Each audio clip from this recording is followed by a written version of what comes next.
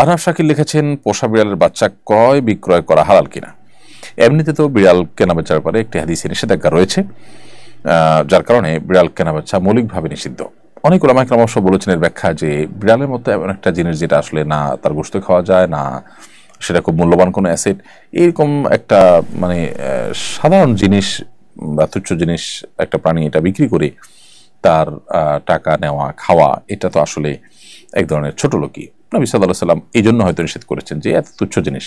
কিন্তু আজকাল যে বিড়াল আপনার প্রশিক্ষণপ্রাপ্ত হয়ে থাকে, এর পিছনে অনেক টাকা খরচ হয়, এগুলো তো নিশ্চয়ই অন্য সাধারণ বিড়ালের মতো নয়, যার কারণে এগুলো কেনাবেচা হালাল বা এগুলোর টাকা পয়সা নেওয়া হালাল অনেক আলেমদের মতে।